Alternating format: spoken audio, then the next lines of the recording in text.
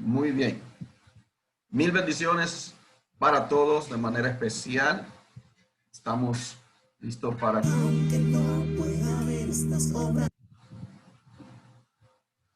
Nuestro estudio que toca para hoy, la segunda parte de esta serie de estudios especiales que estamos dando acerca de la fiesta de Sukkot o tabernáculo. Y en esta ocasión la tendremos con relación a la fiesta, al reino profetizado, en relación al reino profetizado, el reino de Yahweh que ha sido profetizado. Todos los hermanos que tienen sus Biblias, busquen donde anotar, lápiz y papel, ya que vamos a estar aprendiendo de manera amplia sobre lo que la palabra nos enseña acerca del reino de Yahweh, el reino profetizado, y las fiestas bíblicas tienen una conexión a nivel profético, las fiestas proféticas. Por ejemplo, está el caso de la fiesta de tabernáculo que estamos estudiando, hace alusión a la fiesta, al reino que estará manifestándose en la tierra cuando venga el Mesías. Hace referencia a la manifestación del Mesías cuando venga a la tierra. Todos los creyentes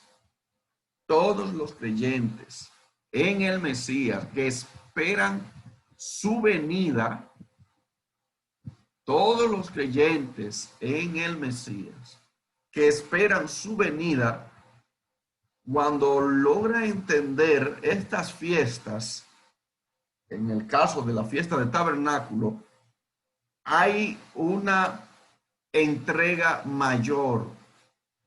Nuestra vida se acerca más al Mesías porque podemos hacer conexión y entender los tiempos. Las fiestas bíblicas no son meramente para gozarnos, como estudiamos el lunes. No es meramente para gozarnos y para reunirnos y celebrar. Tienen una conexión profética.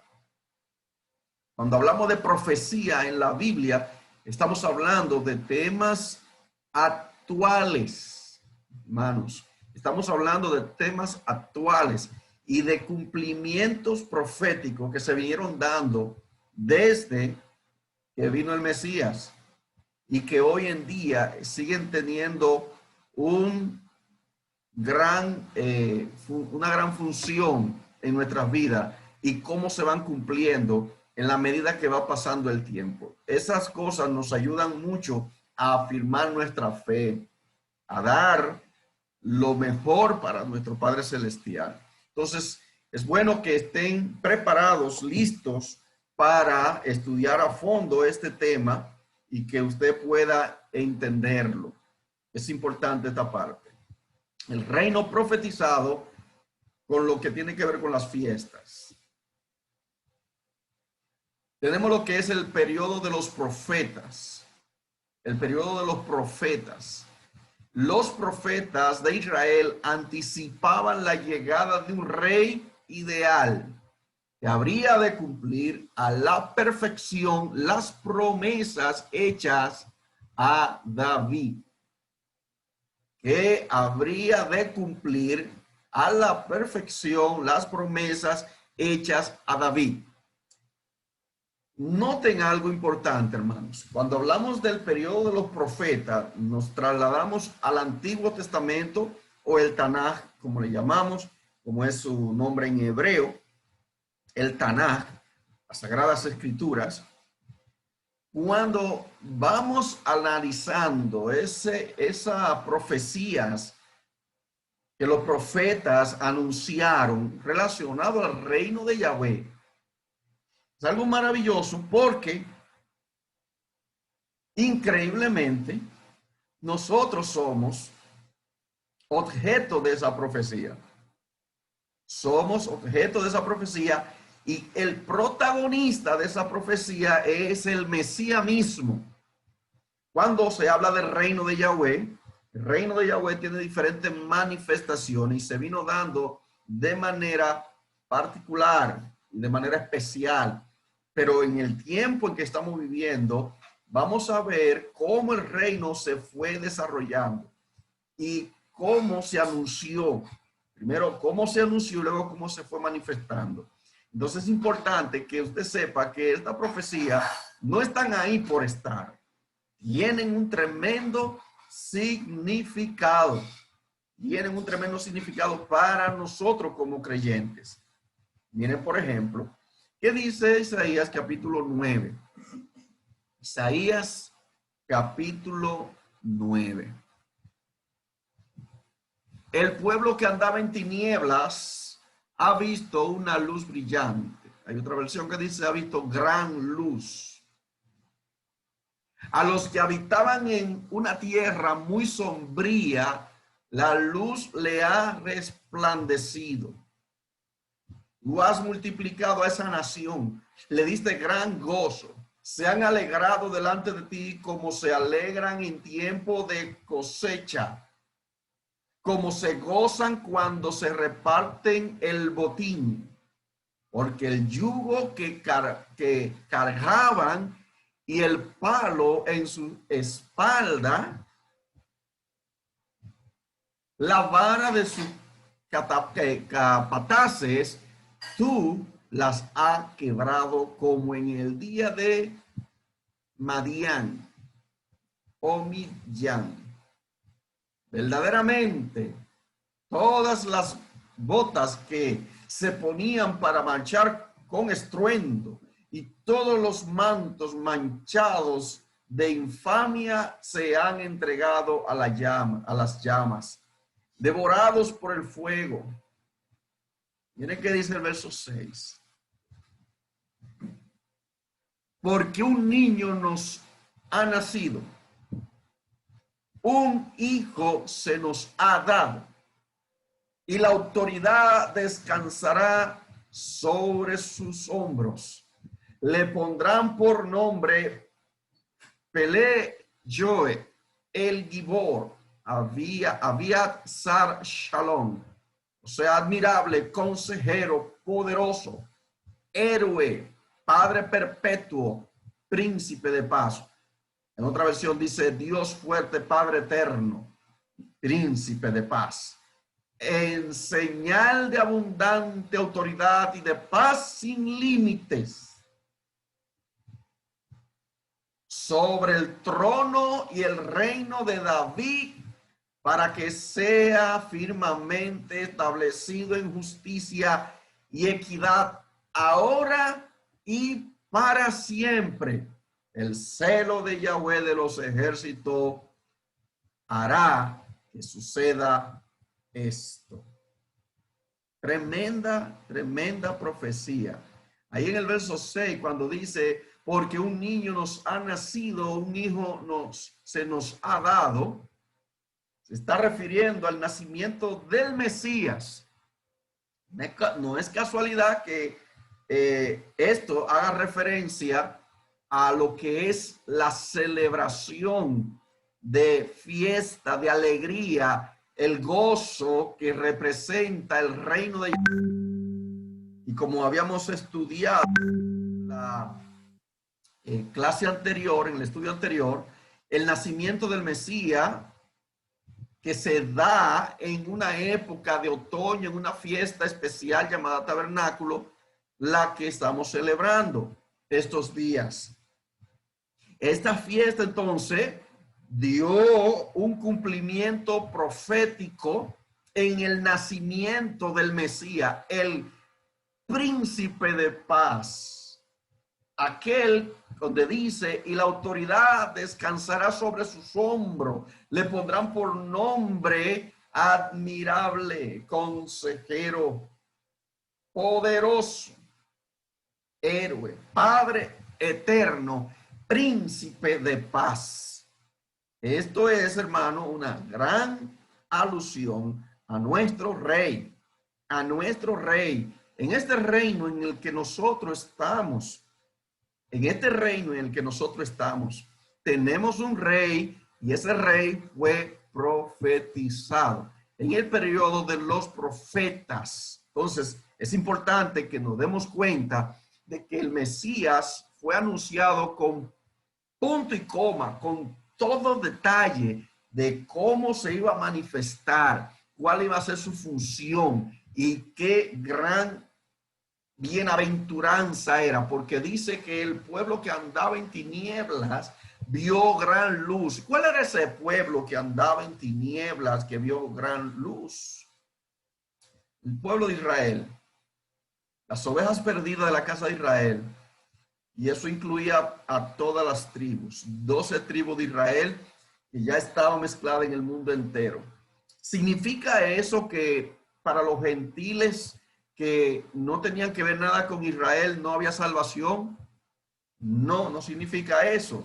Lo que significa es que ese pueblo que estaba entre las naciones estaba mezclado. Ya no se sabía cuál era uno y cuál era el otro. Por lo tanto, en la sabiduría eterna de Yahweh y en su soberanía, él conocía de manera clara y específica quiénes eran los que él iba a rescatar de las tinieblas para traerlo a su luz, a su reino, con un rey, con abundante autoridad y paz sin límite sobre el trono y el reino de David. ¿Por qué menciona el reino de David en esta profecía? Bueno, porque en esta profecía, a David fue que se le prometió un reino y que de su linaje iba a venir un rey que se iba a sentar sobre su trono, como podemos observar en el libro de Lucas capítulo 1, versículo 31 en adelante, donde el ángel le dice a María, que el hijo que llevaba en su vientre, ese niño, iba a ponerle por nombre Yahshua, porque él salvaría a su pueblo de su pecado y que se sentaría a reinar sobre el trono de David y que se iba a reinar sobre la casa de Jacob. El ángel estaba dando especificaciones claras de lo que estaba ya profetizado en el Antiguo Testamento.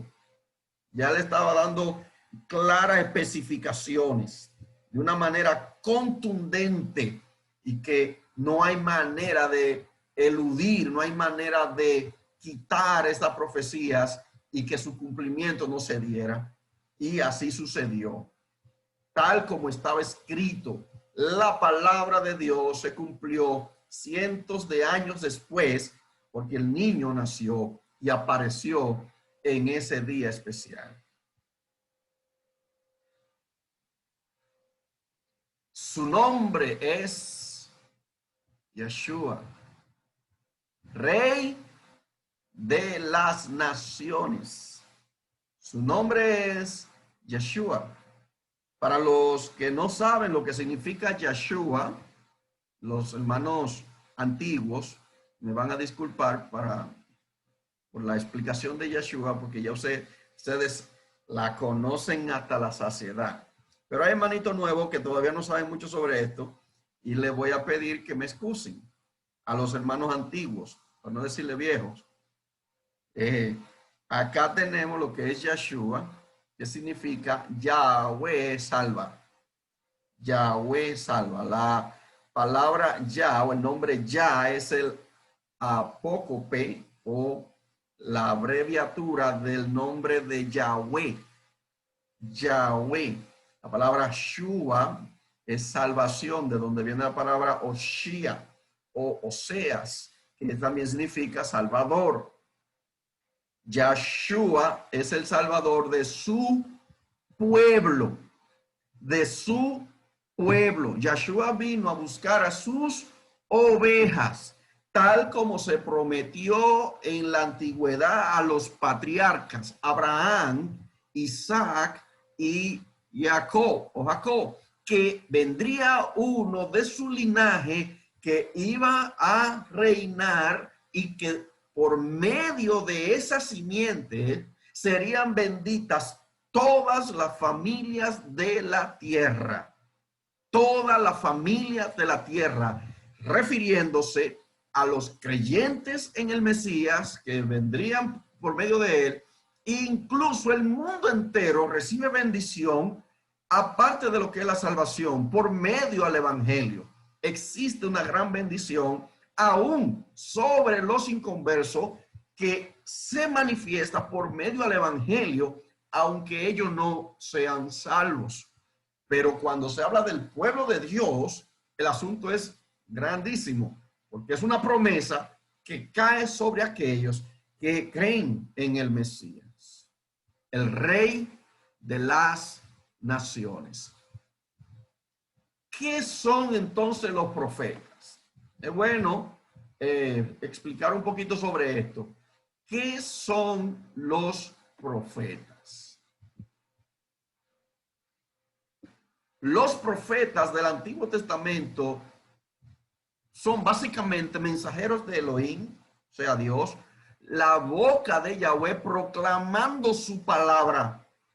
El gran peso y autoridad que tenían los profetas del Antiguo Testamento era algo increíble porque hablaban directamente de parte de Yahweh. Directamente. Cuando un profeta decía, así dice Yahweh, había que pararse en atención.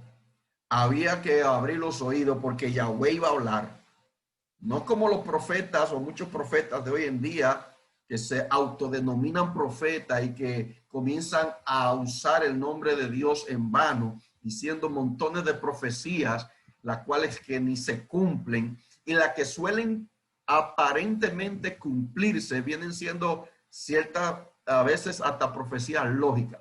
No estoy diciendo que Dios no vaya a usar una persona para dar una profecía en un momento determinado, pero hay que tener cuidado porque cuando Dios habla y no se equivoca. Siempre va a hablar con un propósito, siempre va a hablar de manera clara y específica y su palabra no falla.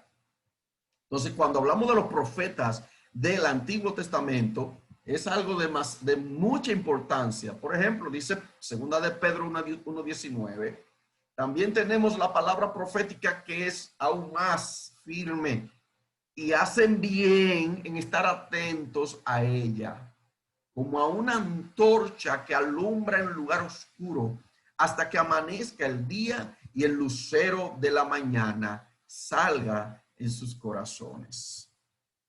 Pedro aquí está hablando, haciendo referencia a las sagradas escrituras. Pedro fue un hombre, hermanos, que tuvo experiencias sobrenaturales con Yahweh, con Yeshua. Experiencia sorprendente. Pedro vio a Yeshua en visión, transfigurado en un monte. El monte de la transfiguración se le llama. Pedro escuchó una voz desde una nube que cubría a Yeshua cuando aparecieron Moisés y Elías, que dijo, este es mi hijo amado en quien tengo complacencia, a él oí. Pedro tuvo experiencia extraordinaria. Pedro caminó sobre las aguas. Pedro vio cosas sorprendentes, pero ¿sabe qué dijo aquí? Después de haber entendido la importancia de la profecía bíblica, que hacemos bien estar atentos a la palabra profética más segura, que es como una antorcha que alumbra en lugar oscuro. Es como una antorcha que alumbra en lugar oscuro. Y que eso va en aumento, va creciendo hasta que amanezca y el día y el lucero de la mañana salgan los corazones. Eso nos debe demostrar a nosotros que la palabra que estamos estudiando a nivel de profecía es a esa que tenemos que hacerle caso. No a cualquier pájaro volando que sale por ahí diciendo Dios me dijo. Si tal persona no habla de acuerdo a la escritura, la palabra me dice, no le crea, no le haga caso, porque tal persona no habla de parte de Dios. No podemos dejarnos intimidar por profetas aparentes que están hablando supuestamente de parte de Dios y diciendo muchísimas cosas para impresionar y para intimidar a las personas. En esto, hermanos, llamo a la atención a que nos preparemos, nos alistemos en la palabra para que no caigamos presa del engaño tan fuerte que hoy en día se está manifestando y que ha venido manifestándose hace mucho tiempo, pero cada vez que nos acercamos a los tiempos del fin definitivo, cada vez son más fuertes, cada vez son aparentemente más convincentes porque hablan palabras con una propiedad tan fuerte que convencen al más bonito, especialmente cuando se trata de aparataje. Entonces, en esto nosotros nos cuidamos, porque los profetas que profetizaron acerca del reino tienen un poder y una autoridad grande y que quedó plasmada en las Sagradas Escrituras. Quedó plasmada en las Sagradas Escrituras. Hechos 19:39 dice, y si ustedes buscan alguna otra cosa, debe deliberarse en legítima asamblea. Los apóstoles no actuaban de forma deliberada, no hacían las cosas porque le daba la gana. Ellos se reunían y hacían un consenso de acuerdo a lo que decía la palabra, o sea, la interpretación de la palabra. Todas las decisiones que ellos iban a tomar, la tomaban de acuerdo a lo que decía la palabra. Nuestra vida no debe estar regida, hermanos, por lo que diga un hombre, por lo que asuma alguien que aparentemente diga la Biblia. No, si la palabra no es que lo dice de manera clara y específica y con apoyo contextual, no puedo aceptarlo. No puedo aceptarlo, sea quien sea el pastor, sea quien sea. No puedo aceptar algo que no tenga base bíblica. Y por eso es que hay tanta confusión hoy en día. Por eso es que hay tantas divisiones y tantas profecías falsas.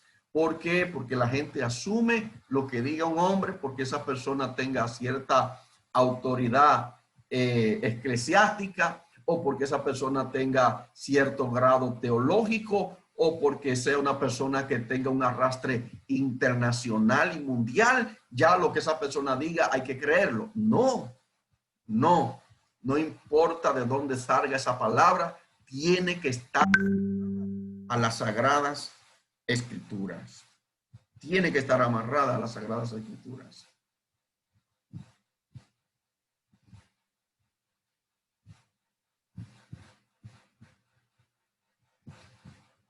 Entonces, los profetas, estamos viendo un resumen de qué es un profeta. Tenemos que son ejecutores del pacto, Los profetas del Antiguo Testamento eran ejecutores del pacto y además escritores. Cuando se refiere a ejecutores del pacto, o sea, eran hombres que dictaban la ley, la aplicaban en su vida y la hacían aplicar en los demás. La enseñaban y la practicaban. Eran hombres entregados al plan y voluntad de Dios sin fallar. Eran hombres entregados al plan de Dios. No estaban jugando. No estaban jugando. Los profetas estaban claros en lo que estaban creyendo. ¿Me confirman si me están escuchando bien? ¿Se escucha bien? Ok. Parece que hay algunos hermanos que tienen problemas con su audio. Pero perfecto. Vamos a seguir y esperamos que el Padre le ayude a arreglar esa situación con el sonido.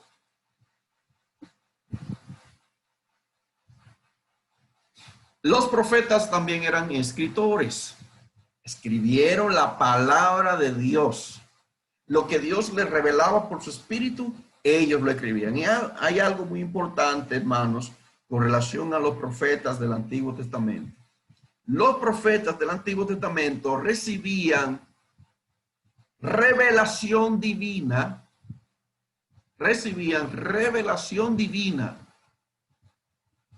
directa de parte de Yahweh, el Padre. Su espíritu, el espíritu de Yahweh entraba en ellos esporádicamente. El Espíritu Santo no se quedaba permanentemente en esos profetas. Iba y venía cuando Yahweh iba a hablar, porque la relación que había con el Padre y los profetas no era que el Espíritu permanecía en ellos definitivamente. Era una relación que había un intermediario que era un sumo sacerdote y los sacrificios. Ese era el medio de conexión con el Padre. Por eso el Espíritu Santo no se quedaba. Cuando el Espíritu Santo vino a quedarse después del Mesías. En el Antiguo Testamento no ocurría así. Por eso, cuando el Espíritu caía sobre esa gente, entonces comenzaban a ver cosas, comenzaban a escribir, comenzaban a manifestar señales sorprendentes de parte de Yahweh. No es lo mismo un profeta del Antiguo Testamento a un siervo de Dios de este tiempo que proclama, que profesa, porque un profeta es alguien que proclama. Esa es la palabra para profeta, un proclamador de la palabra. Alguien que diserta la palabra y que habla de parte de Dios, inspirado por el Espíritu Santo, o vamos a decirle así, iluminado por el Espíritu Santo, porque inspirado por el Espíritu Santo ya no hay más personas. Solamente eran los profetas y los apóstoles que fueron inspirados directamente para escribir. Por lo tanto, podríamos decir que la palabra más adecuada para un predicador debe ser alguien que es iluminado por el Espíritu Santo para entender una revelación en la Escritura, algo que ya está escrito en la Escritura. Entonces esos profetas, esos predicadores, lo pueden entender y lo pueden enseñar, lo pueden predicar a la gente. Entonces Dios se manifiesta de muchas maneras para operar esa palabra en el corazón de una persona, pero la parte más esencial es la predicación, la palabra de Dios, la cual estamos enseñando hoy y estudiando. Los ejecutores del pacto después de Moisés, ellos le recordaban al pueblo las bendiciones que trae la obediencia y las maldiciones que acarrea la desobediencia. Como era el caso de Elías y Eliseo. Ellos iban al pueblo y le decían al pueblo, así dice Yahweh, por usted de haberse apartado de la palabra del pacto, le va a venir tal maldición, le va a venir tal castigo. Pero esas maldiciones y esos castigos que le llegaban al pueblo no eran inventos de los profetas. Ya estaban escritas esas maldiciones, pero venían y se cumplían de forma directa en el pueblo cuando Yahweh le enviaba el castigo. Entonces, no era un asunto en que ellos no estaban claros lo que iba a suceder. Incluso muchas veces esa palabra ellos la decían y no estaban entendiendo lo que estaba pasando. y era que hablaban directamente de parte de Yahweh, pero ya eso estaba escrito. Ningún profeta podía hablar nada que no estuviera en las escrituras. Tenían que estar respaldados por las escrituras. Y lo mismo ocurrió con los apóstoles. Entonces se dan cuenta, hermanos, que Dios nunca contradijo su palabra. Y cuando un profeta osaba hablar cosas que no venían de Dios, como era el caso del profeta Balaam, Dios seguía cumpliendo su palabra porque el profeta hablaba la palabra que él no quería hablar. Yahweh hacía que él hablara la palabra que él no quería, porque Yahweh no contradice su palabra. Y era un profeta, pero un profeta desviado, un profeta que se había lucrado, quería lucrarse con la palabra, con las profecías, y quería que el pueblo fuera engañado, pero Yahweh no lo permitió y le dio un castigo al tal profeta.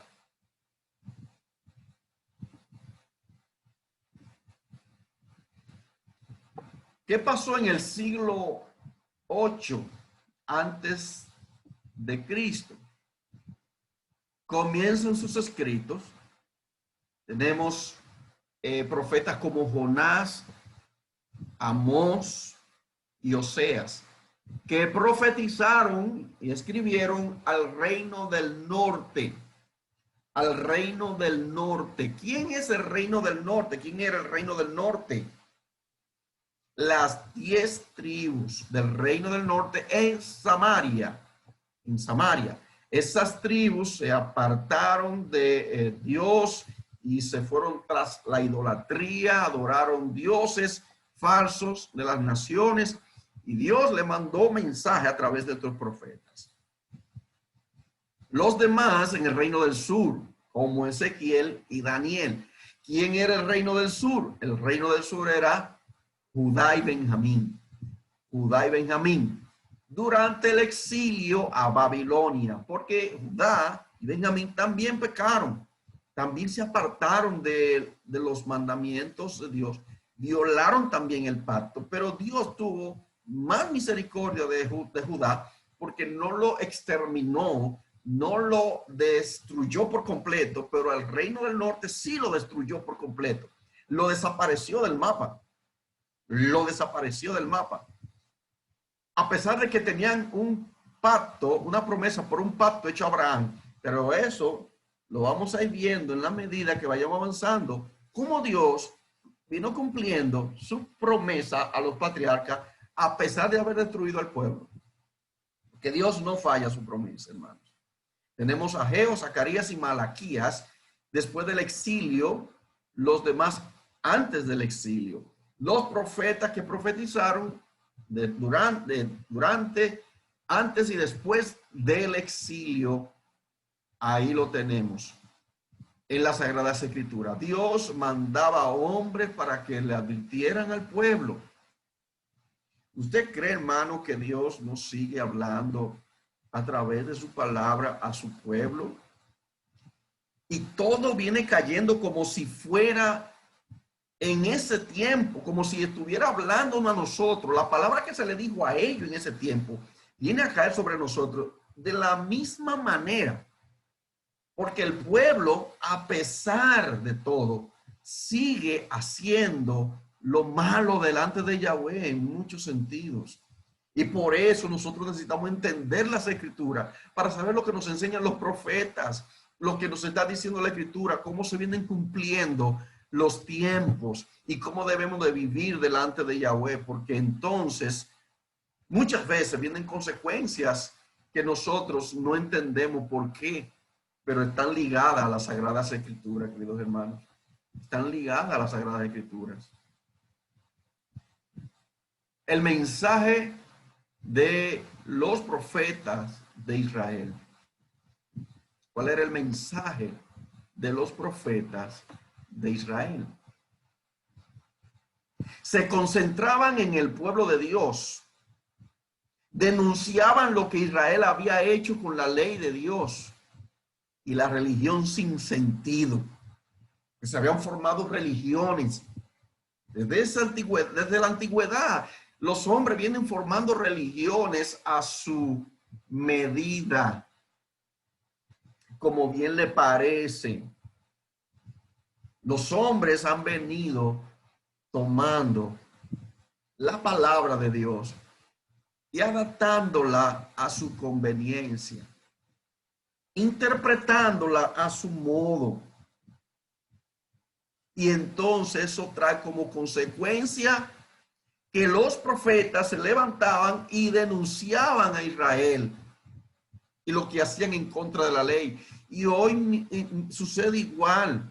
Se han levantado religiones conforme a la voluntad de los hombres, a la medida de sus pensamientos. Y hoy sigue habiendo un llamado a esos hombres, a esas religiones, a que se vuelvan a Yahweh, a que se aparten del mal y que aborrezcan el pecado y la desobediencia a los mandamientos. Se sigue hablando. Entonces, los profetas buscaban que el pueblo regresara a los términos de la ley. Los profetas buscaban que el pueblo regresara a los términos de la ley. Yo le hago la pregunta a ustedes, queridos hermanos. ¿Se le está haciendo ese llamado hoy en día al pueblo a que regresen a los términos de la ley? Sí. Hay un remanente en el mundo que le está diciendo al pueblo en general, vuelvan, regresen a la ley. Porque muchas personas están confiados en sus pensamientos de que porque van a una iglesia, porque creen en Cristo, ya están bien. Y no solo creo en Cristo. Necesito regresar a los términos de la ley de Dios, la obediencia. Porque de nada vale, queridos hermanos, que yo diga que creo en Cristo si no guardo sus mandamientos. De nada sirve. Estaría perdiendo el tiempo. Yo necesito entender en qué consiste ese pacto, ese nuevo pacto, porque la ley de Dios está incluida en el nuevo pacto. Él dice, escribiré mi ley en su mente y en sus corazones. Escribiré y no me acordaré más de sus pecados. Pero está escribiendo esa ley en el corazón. El problema es que hay muchos que no quieren dejar que la ley sea escrita en su corazón, porque no quieren escucharla, ni entenderla, ni asumirla. Por lo menos estúdiela, por lo menos tómela y revísela, porque ahí hay un contenido que está relacionado al pueblo de Dios, que está regresando, que está siendo restaurado y que ha sido lavado con la sangre de Cristo, que nos limpia de toda la transgresión a la ley, para que yo entonces pueda ser parte esencial del reino de Dios. Yo necesito entender y conocer la ley. Si Dios me ha puesto en su reino, el reino que había sido profetizado, es con el término de que yo entienda qué es el pecado, qué efectos tiene el pecado en mi vida y cómo yo puedo combatir el pecado. Y hermanos, el pecado tiene dos maneras de combatirse. Una es creyendo en Cristo, siendo lavado con la sangre del Cordero. Se resuelve ese problema inmediatamente, porque usted queda libre, absuelto de toda culpa y de toda condenación. Pero existe otro término, que es el término de la ley en la mente y el corazón, para mantenerme en crecimiento y purificado de los pecados que todavía moran en mí. Porque una persona cree en Cristo no significa que ya es santo físicamente hablando. No, esa persona necesita crecer, madurar y ser santificado con la santidad progresiva. La santidad progresiva. Recuerden, hay dos tipos de santidad. la santidad imputada y la santidad progresiva. La santidad imputada es aquella que se nos dio por Cristo, la santidad de Él puesta en nosotros. La santidad de Él puesta en nosotros. Y la santidad progresiva que se da en el tiempo, donde vamos dejando pecados, debilidades, vicios y malos hábitos, se dan con el tiempo, pero a través de la palabra, la Torá, la ley, los mandamientos, todos los principios que se encuentran en la Escritura. Entonces, los profetas tenían ese mensaje, queridos hermanos. Los profetas tenían ese mensaje. Y ellos proclamaban las promesas de Elohim. Lo que Dios prometía, ellos lo anunciaban, lo recordaban, las promesas que iban a cumplirse al final de los tiempos. Eso lo hacían los profetas en Israel.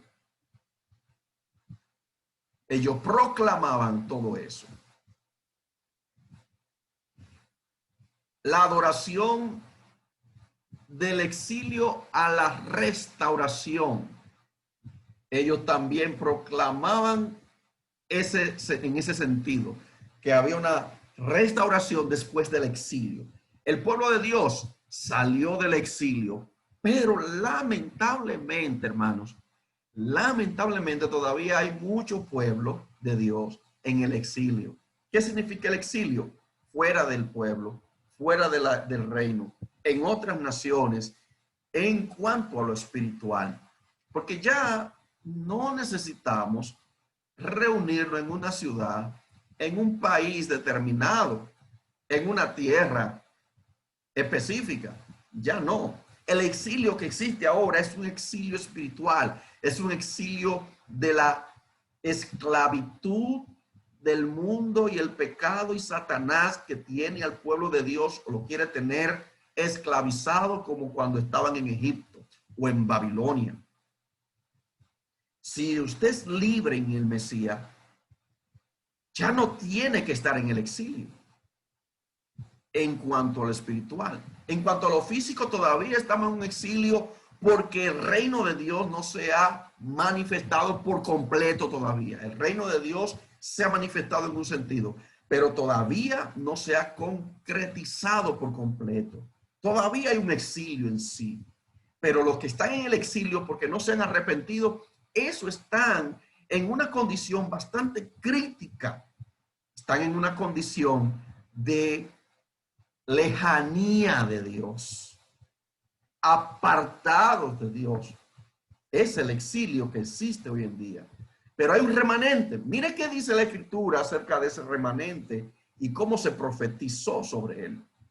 Isaías 10:20 dice, y en ese día, el remanente de Israel y los escapados de la casa de Jacob nunca más se apoyarán en el que lo golpea, sino que se apoyarán sinceramente en Yahweh, el Santo de Israel.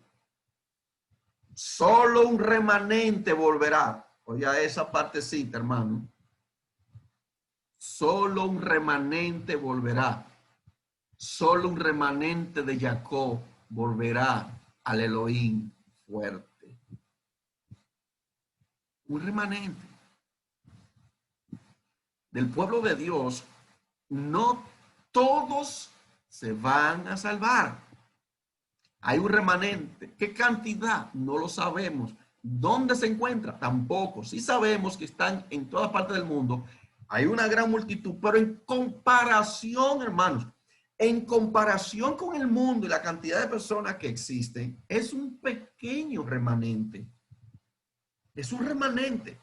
Y son aventurados y dichosos que podemos escuchar la voz del Mesías que nos llama y nos introduce en el pueblo de Dios, en su reino de luz. Y nos saca del reino de la tiniebla y nos pone en el reino de su luz admirable. Somos bienaventurados. Ahí dice, solo un remanente de Jacob. ¿Y sabe qué implica ahí el remanente de Jacob o de Jacob? las 12 tribus.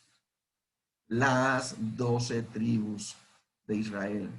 Volverá al Elohim fuerte. Y repito, para los nuevos que están aquí escuchando, repito, cuando aquí se está hablando de el remanente de Israel o la casa de Jacob, se está hablando es del pueblo de Dios esparcido en el mundo. En el mundo. En Israel existen varios millones de judíos. Hay casi 8 millones de judíos ya. O un poquito más, creo. En Israel.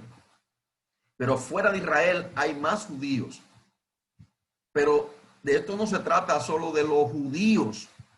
Porque esos judíos también necesitan, como han venido muchos judíos a creer en el Mesías, ellos necesitan creer en el Mesías.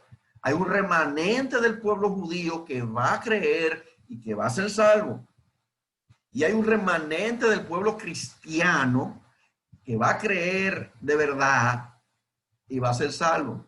Y usted dirá, ¿cómo así, pastor? O sea que si yo no soy cristiano no me salvo. Que si yo siendo cristiano no me salvo. Pues mire, que va a haber gente que son cristianos, que van a iglesia y no se van a salvar. No se van a salvar. Porque su fe es una fe falsa. Es una fe fingida. No son creyentes verdaderos. No pertenecen al remanente. Yo no puedo decir cuáles son y quiénes son. No me corresponde a mí juzgar. Mientras usted esté congregándose en la iglesia, usted esté buscando de Yahweh de corazón, yo asumo que usted es un remanente. Pero automáticamente usted se sale del cuerpo del Mesías, se va al mundo, ya no hay garantía. No puedo decir de que aunque usted esté en el mundo, usted está salvo. No puedo decir eso. Yo puedo decir, puede ser un hijo descarriado y Dios lo puede traer de nuevo, pero yo no sé eso. Por lo tanto, usted tiene que estar seguro usted en quién ha creído. ¿Qué es lo que hay en su corazón? Si usted forma parte de ese remanente, porque se está hablando de algo bien, bien serio, hermanos. Estamos hablando del destino eterno, de estar congregado en el cuerpo del Mesías, en el reino de Dios que fue profetizado. De eso se trata. Mire qué dice más en Jeremías 16:14. Ciertamente viene un tiempo, declara Yahweh, cuando no se dirá más vida de Yahweh, por vida de Yahweh, que hizo subir a los israelitas de la tierra de Misraim o Egipto, sino por vida de Yahweh, que hizo subir a los israelitas de la tierra del norte y de todas las tierras, óigalo bien ahí, y de todas las tierras a donde los había desterrado.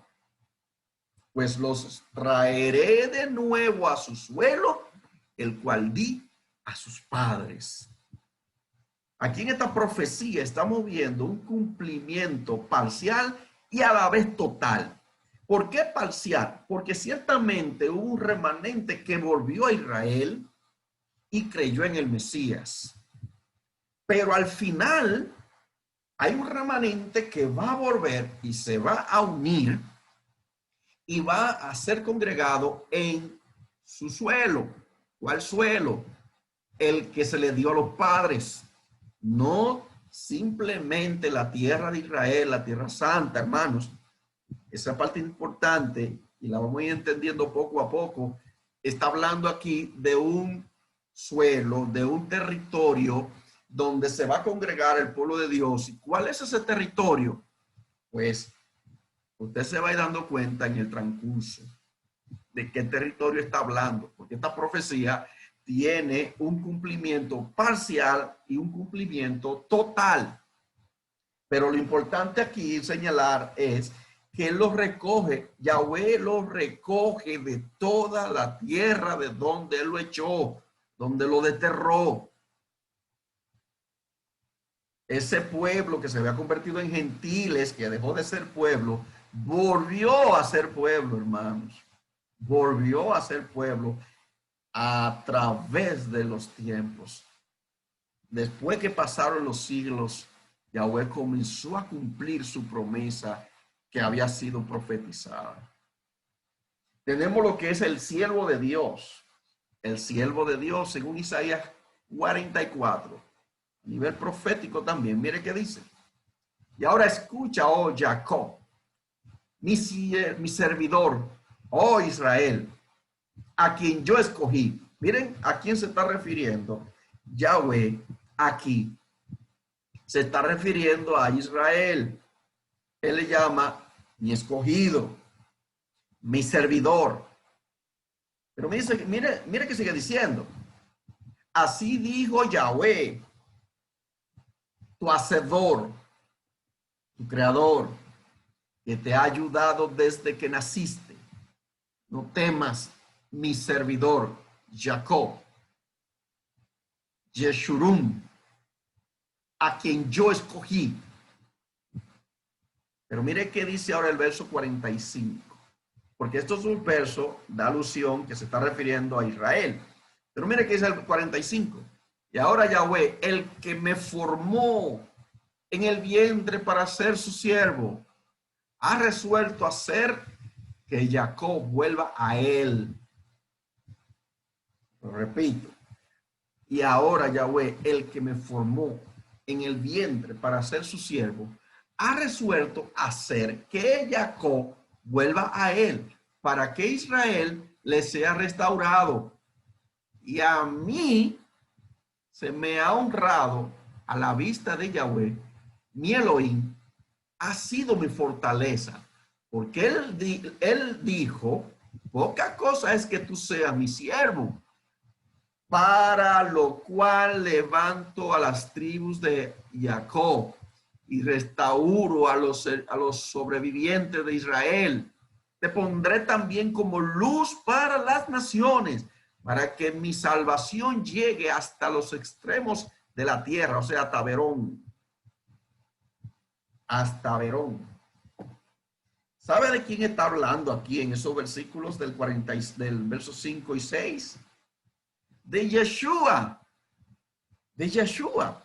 Hace un rejuego de palabra, dando a entender que Israel, el pueblo de Israel, ese siervo, el servidor Jacob, es un símbolo, una tipología de Cristo. Porque luego a ese siervo se le llama a restaurar al pueblo de Israel. Y para que él sea luz a las naciones y sea su salvación. Para lo cual dice, te levanto a las tribus de Jacob y restauro a los sobrevivientes de Israel. Restauración del pueblo de Israel. Eso, hermanos, es lo que se está viviendo ya. Eso es lo que se está viviendo en estos últimos tiempos.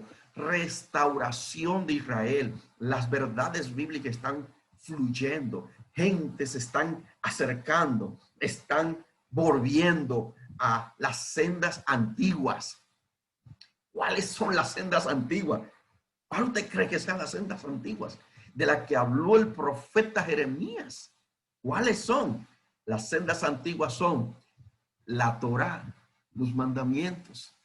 Párate en los caminos y pregunta cuál es el camino que debo seguir. Dijo Jeremías al pueblo. Entonces, ¿de qué está hablando? Está hablando del pacto.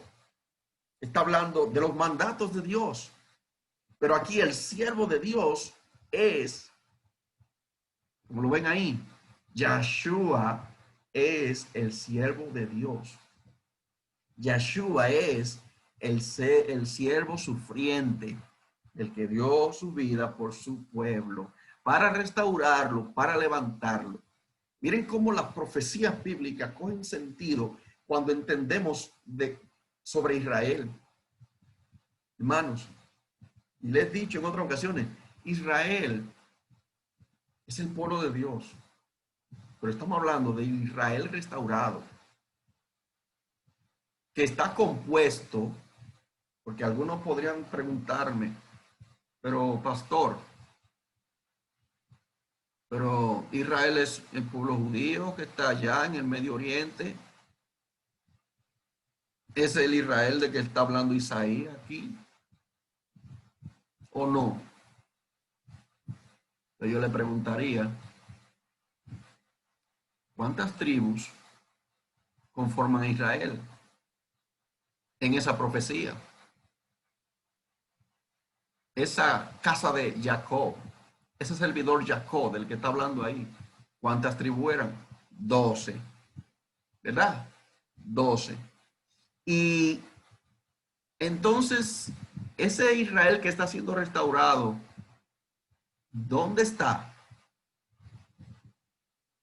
Si Judá es una tribu compuesta de 2 tribus más, o una tribu y media, ¿dónde están las demás?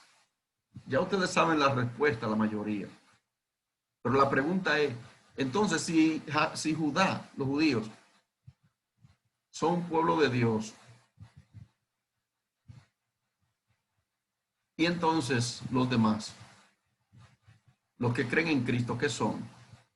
Es una pregunta que todos deberían hacerse.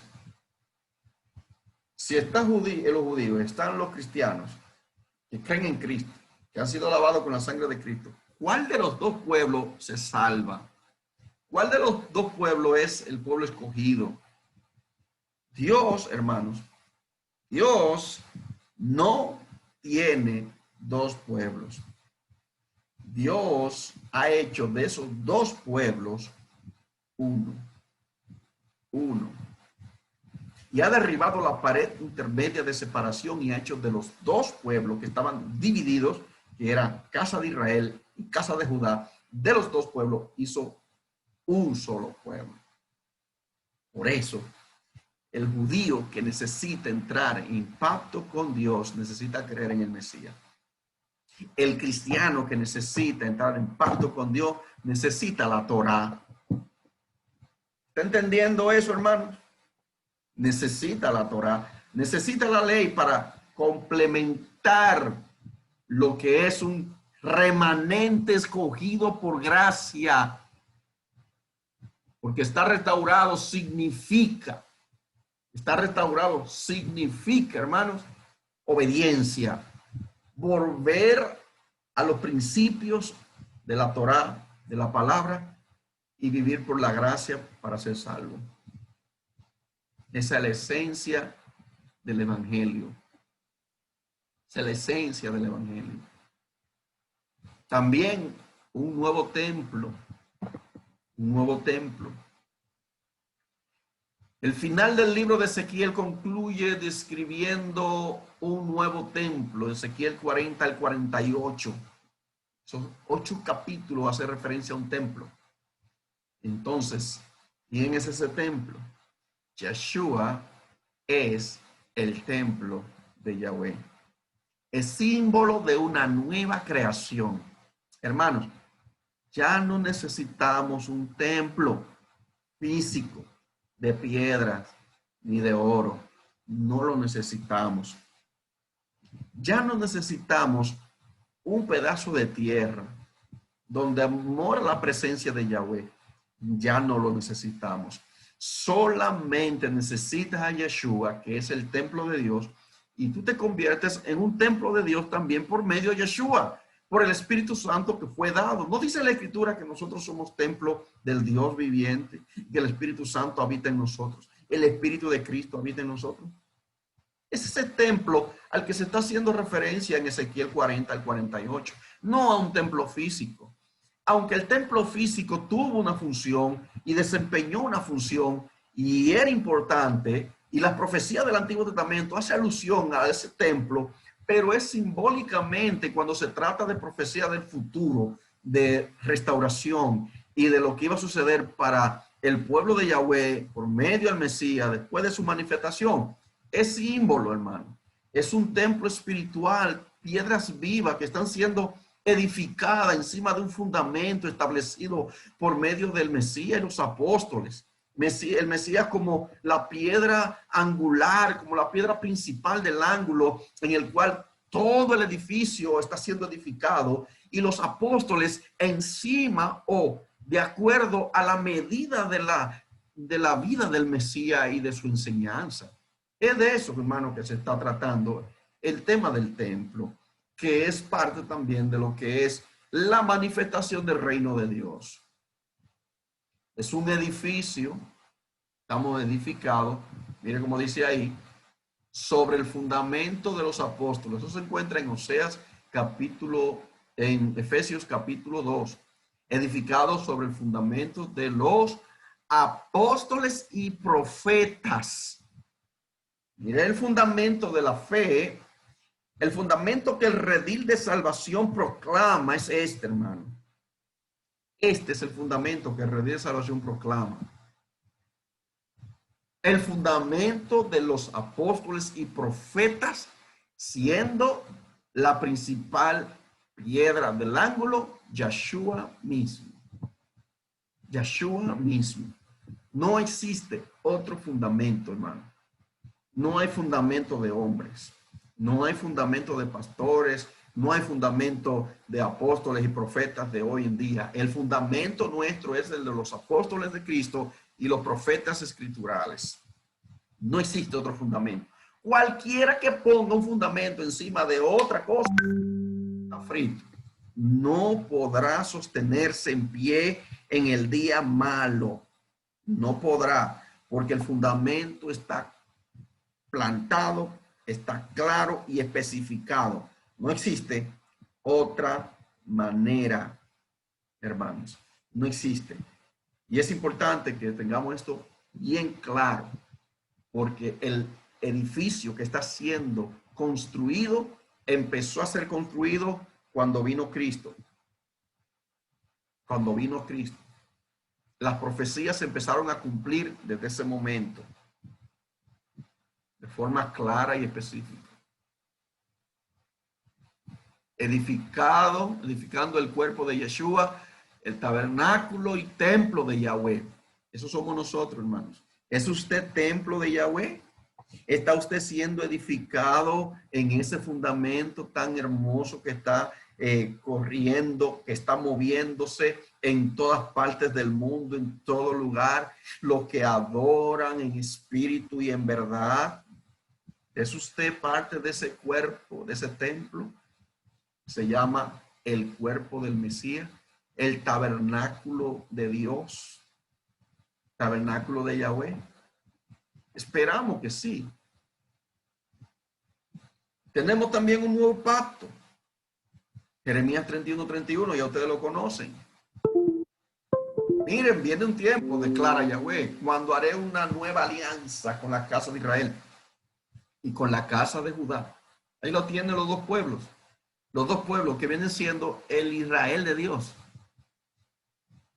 Ahí en esos capítulos que están ahí está especificado también. Cuando Yeshua también alzó la copa y dijo, esta copa es el nuevo pacto en mi sangre que yo haré con muchos. El nuevo pacto es la profecía, hermanos, de la salvación por medio a la sangre del Mesías y un nuevo pacto que eso contrae. Pero el nuevo pacto incluye la ley de Dios también. Es de eso que trata. Es de eso que trata. Como dice ahí, pondré mi ley en su mente y la escribiré en su corazón. Yo seré su Dios y ellos serán mi pueblo. Cuando compartimos el pan y el vino, estamos proclamando el pacto en su sangre y la ley en el corazón. Es de eso que estamos hablando. Miren acá.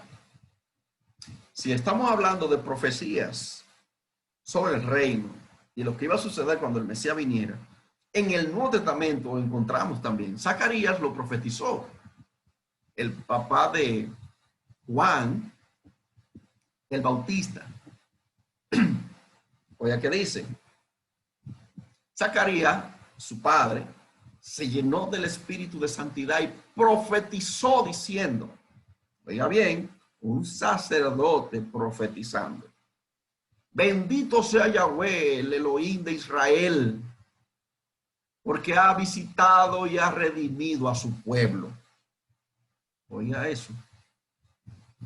Ha levantado para nosotros un poder de salvación en la casa de su siervo David, tal como habló por boca de sus santos profetas de la antigüedad.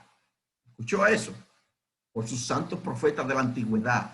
Salvación de nuestros enemigos y de la mano de todos los que nos aborrecen, para hacer misericordia con nuestros padres, acordándose de su santa alianza, de su santo pacto, que nos habría de conceder que, liberados de la mano de nuestros enemigos, sin temor les sirviéramos en santidad y justicia delante de él todos los días de nuestra vida.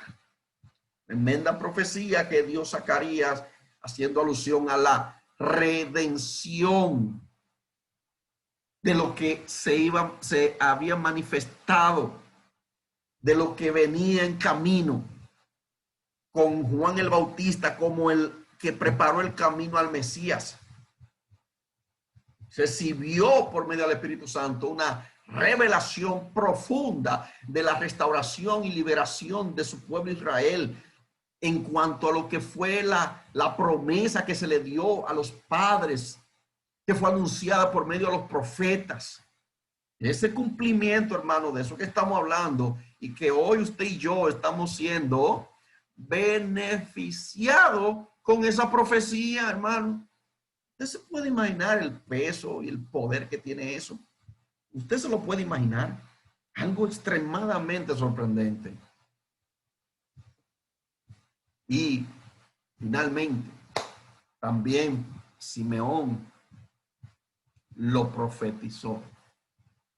En Lucas capítulo 2, versículo 25 en adelante dice, en aquel tiempo había en Jerusalén un hombre llamado Simón, y este hombre era justo y piadoso, esperaba la consolación de Israel, y el espíritu de santidad estaba sobre él.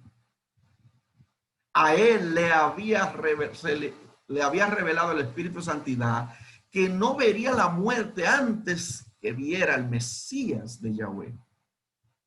Movido por el espíritu, entró en el templo, y cuando los padres trajeron al niño Yahoshua para hacer con él conforme a la costumbre de la Torá, Simeón lo tomó en sus brazos y bendijo a Elohim diciendo, ahora, Adonai, Yahweh, despide a tu siervo en paz conforme a tu palabra, porque mis ojos han visto tu salvación. Mis ojos han visto tu Yahshua, que has preparado en presencia de todos los pueblos, luz para revelación de las naciones y gloria de tu pueblo Israel. Así, hermano, como fue dicho en Isaías 42:6 y 49:6. Esa profecía, este anciano la conocía a fondo, y el Espíritu Santo le había revelado que él iba a tener esa experiencia. Entonces, el reino de Yahweh fue profetizado. Ahí vemos una confirmación. Ahí vemos una alusión clara de eso. Por tanto, queridos hermanos, en conclusión, el reino del Mesías llegó por medio de su espíritu y la palabra predicada en el evangelio. Lo que se había profetizado lo estamos viviendo ahora. Y la palabra está siendo predicada por el Evangelio. Estamos en una era extraordinaria, hermanos, donde todo se está cumpliendo tal como se predijo. Tal y como se predijo. Por tanto, estemos preparados para lo que viene. Y no nos aferremos a lo material, porque todo perecerá. Mantengamos nuestra vista firme, enfocada en el Mesías, para que podamos estar alineados a la voluntad de Yahweh, conociendo los tiempos, cómo sucedieron las cosas y qué está sucediendo y lo próximo que puede suceder, conforme a lo que está escrito, conforme a las profecías del Señor. Para la próxima semana vamos a tener el seguimiento de este tema, pero vamos a hablar del reino que fue proclamado, el reino que está siendo proclamado. Y eso nos va a ayudar a entender más el tema del reino de Dios. ¿Y por qué soy evangélico? ¿Por qué creo en el Mesías? ¿Quién soy ahora? ¿Qué es lo que el Señor está haciendo en mi vida? Todo eso lo vamos a ver mañana jueves, si el Padre lo permite. Así que lo invitamos a todos a estar presentes. Para los que tengan preguntas, vamos a tener unos minutos de preguntas y respuestas. Y los que estén viendo por las redes sociales, pues escriben en la caja de comentarios sus preguntas y le ayudaremos a contestarlo. Así que el Padre le bendiga rica y abundantemente a todos. Espero que hayan sido edificados. Muchas gracias. Shalom a todos.